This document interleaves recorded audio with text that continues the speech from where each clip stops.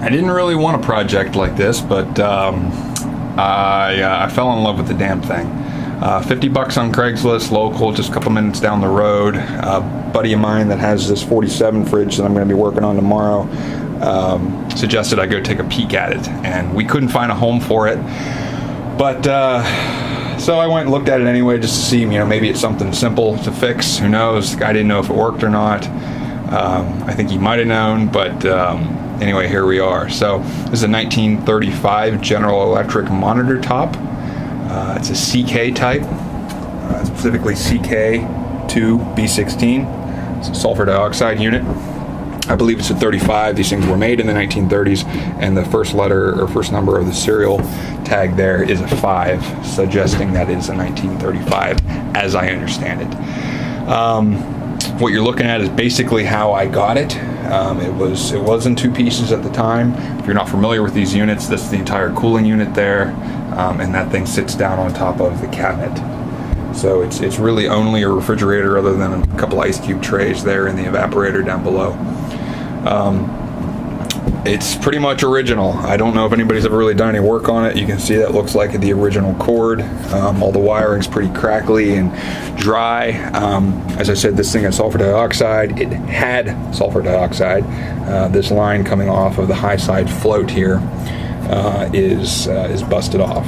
So I'm going to try to do a repair on that thing and pressure test it, and may or may not try to charge it with some propane, just to see if everything cools.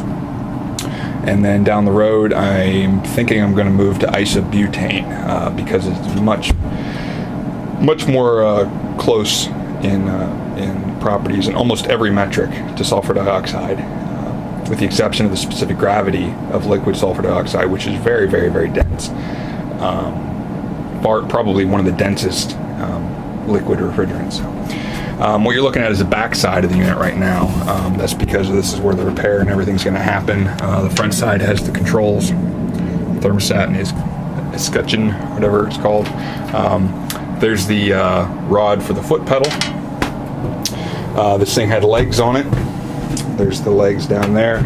I took them off because I was moving the unit in here, and if I want to put the cooling unit down on top, I didn't know if I'd have the height to do that. So I figured the legs are just wasting space, so I just have it sitting on some boards right now. The main handle there, it's stuck. It just probably needs greased up or something on the inside, but the foot pedal worked just fine. Overall, it's pretty clean. I mean, it's dirty, but it doesn't have a lot of rust. I like to think that it's going to clean up pretty well. There's definitely some scuff marks here and there. There's at least 2 dents in the top of the condenser. That one looks a little bit older.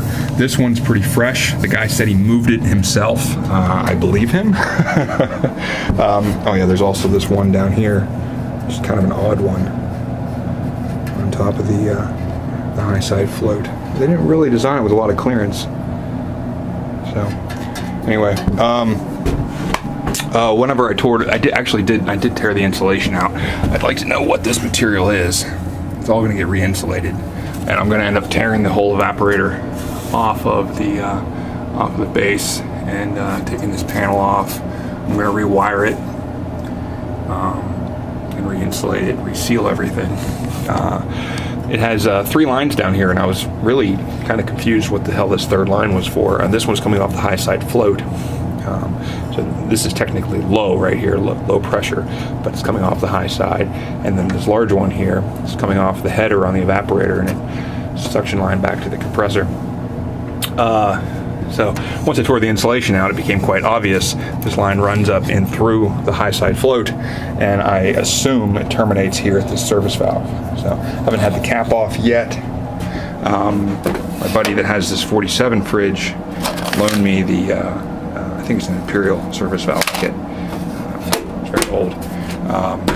So that should allow me to work on this too. And I mean, once I get this thing done, hopefully he'll let me borrow that, or I'll acquire my own. What else?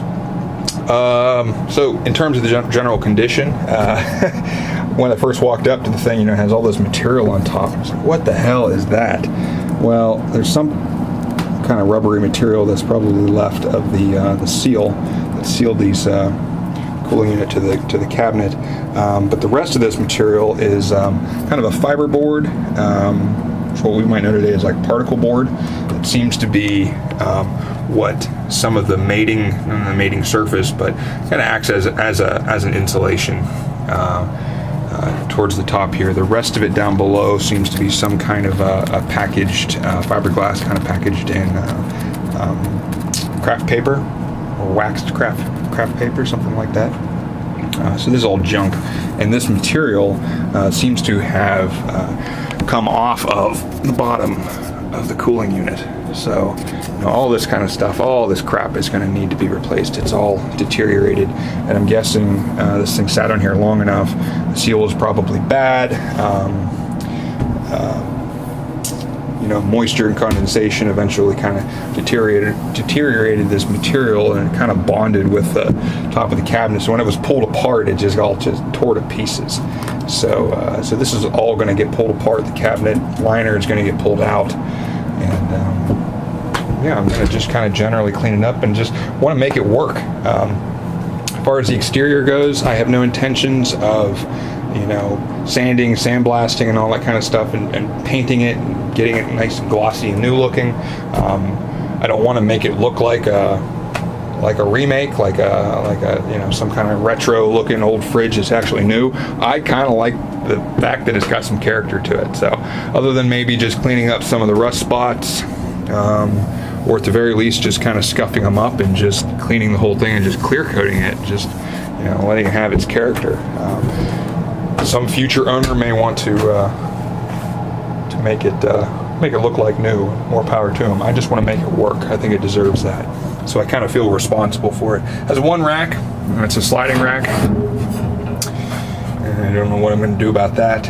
Not really a high priority right now, though. So anyway, that's my monitor top. My first monitor top, and maybe a first of many. Who knows? But, that's where we're at. So thanks for watching.